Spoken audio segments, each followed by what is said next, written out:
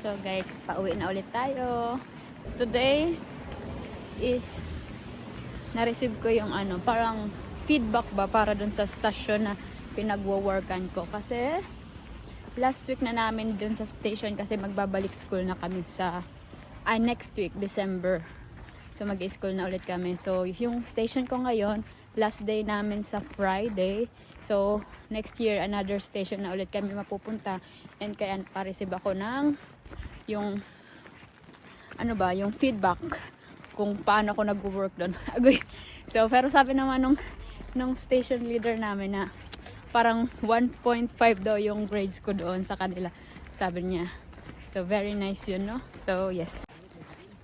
So wag na kayo magtaka kasi kung ganito lagi ang suot ko, no, na jacket, kasi alam naman na araw-araw magpalit ng puffer jacket, no? Hindi naman tayo mayaman and okay lang yan, at least hindi tayo nilalamig. So andito na ako sa strasse namin. So sa street namin.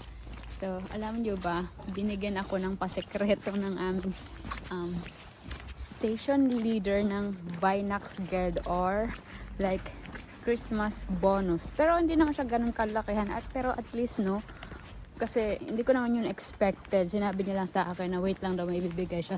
So binigay niya ako. So very nice, yeah. Mabait naman kasi yung station na napuntahan ko. So lahat ng mga tao doon medyo ay mga nice naman talaga. So yes, hindi ka mag-aalinlangan pumasok araw-araw sa station na yun kasi lahat naman sila very welcoming. So we're home.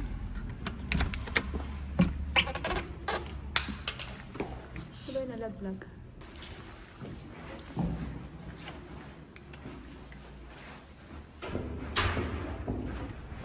So yung sapatos, iniiwan ko nito. Kasi may germs.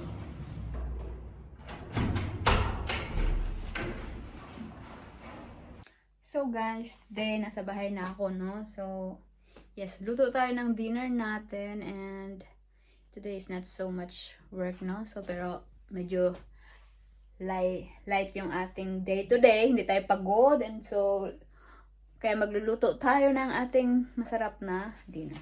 So, meron ako ditong T-bone steak, yeah? Mga 9 euro lang na nabili ko yan. And then, so para may makain na masarap, tapos nagbibig ako ng mga squash, onions, potato, tapos meron din ako ditong broccoli, and ditong parang Baguio beans or beans.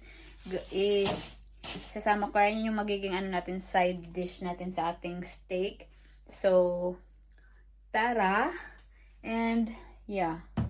That's all. Tapos, siguro gagawin ko tong yung iba, gagawin kong soup. Parang yung squash soup. Tapos, yeah. That's all. So, let's go. So, guys, ito na yung ating, after nating gawin yung ating steak.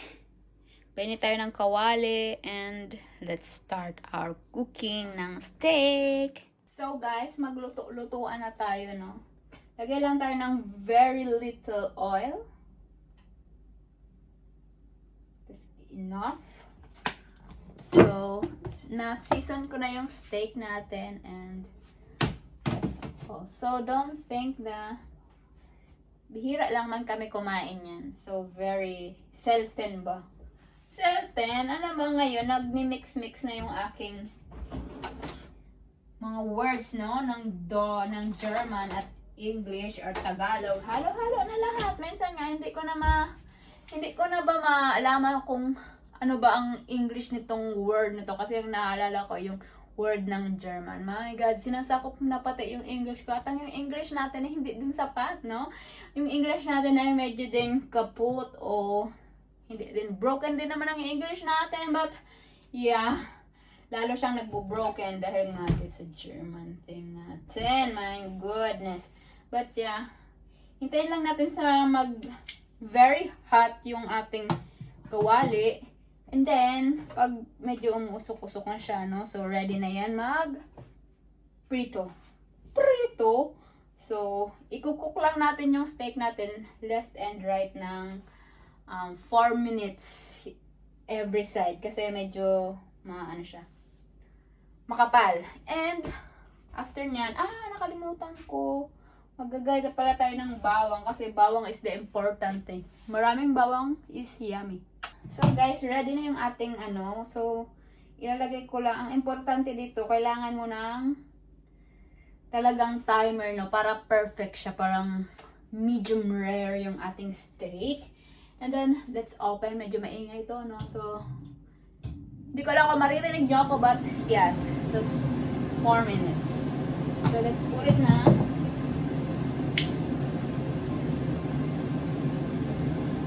So, naggayat na rin ako ng mga bawang.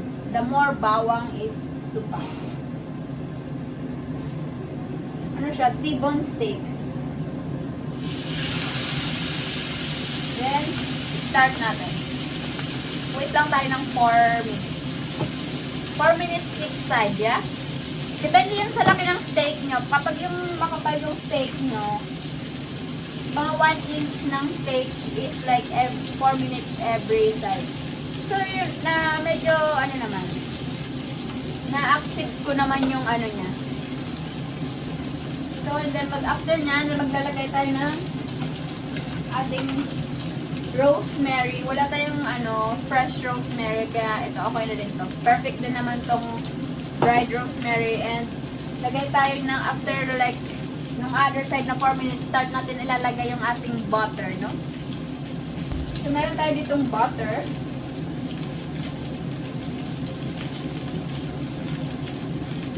Alright. So, yummy. So, meron na tayong 3 minutes. 10 seconds.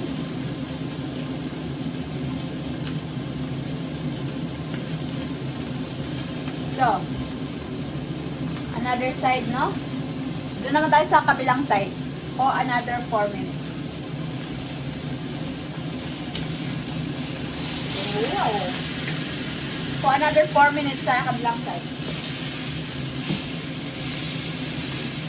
So, guys, meron na lang tayong 1 minute and 30 seconds.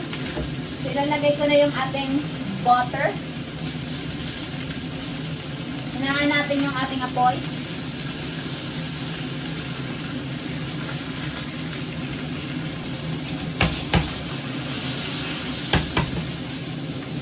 Lagyan natin ating rosemary.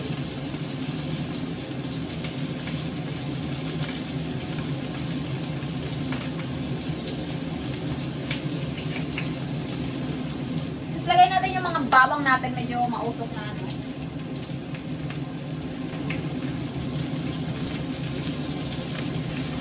So.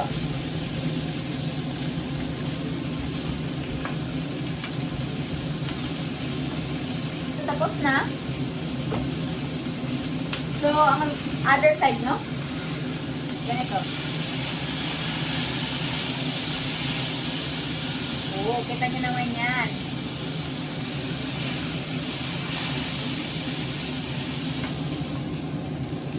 So, guys, ready na to. So,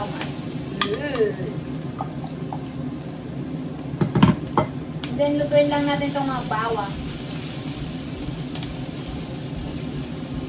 Lagay natin itong mga spring beans.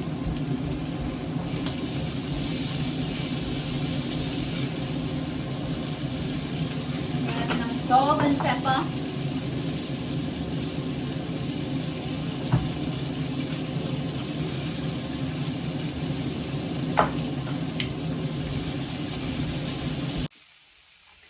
So guys, luto na yung ating veggies. And meron din tayo ditong veggies baked din, yung kanina. And then, let's try our steak if it's okay ba or not. So, mag-cut tayo ng very light. Wow.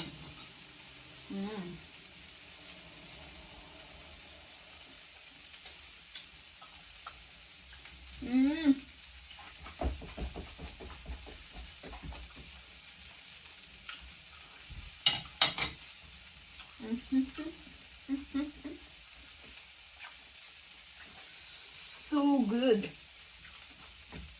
Salt and pepper lang. Tapos yung mga nilagay kong butter and rosemary, important to kasi pampasarap din. And then yung bawang. So, tingnan natin yung Pinatay ko na siya pero sayang pa yung init. So, tingnan natin yung nasa oven. Ilabas na natin, no?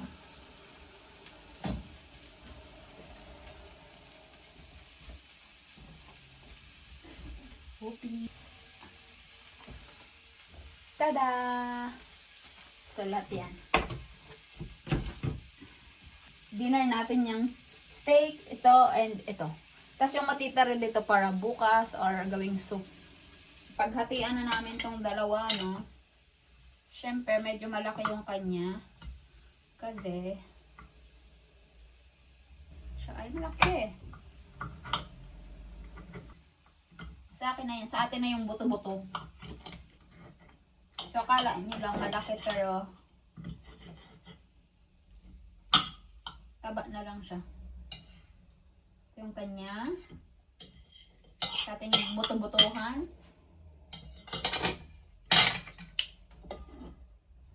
Lagay natin ito dito.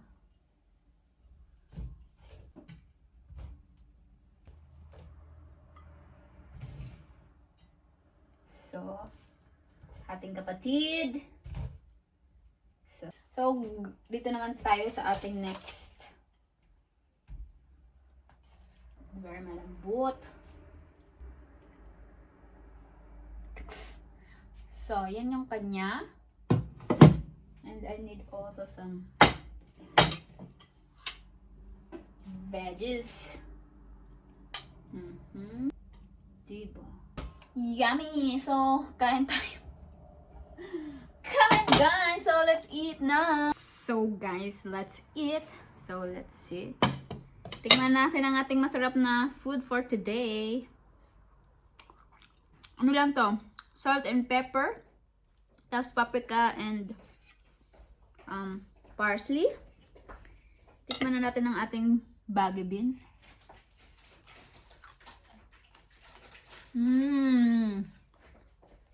Supa. Ating broccoli. Na? Broccoli. So good. Let's try our steak. Wala na yung mga sauce kasi very ano na siya. Very tasty. Eat.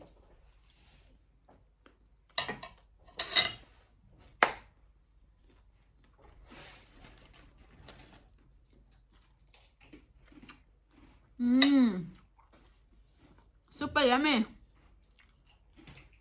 Kain, guys.